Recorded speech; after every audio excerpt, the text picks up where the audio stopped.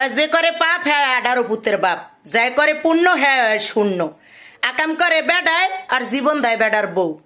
আচ্ছা তোরা কি ভাত খাস নাকি গু খাস? আকাম কি বেডায় করে নাকি তোরা করস?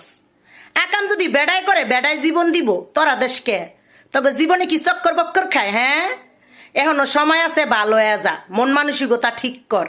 আকাম বেড়ায় করে নিজের নিজে জিদ দিয়া তৈরি কর।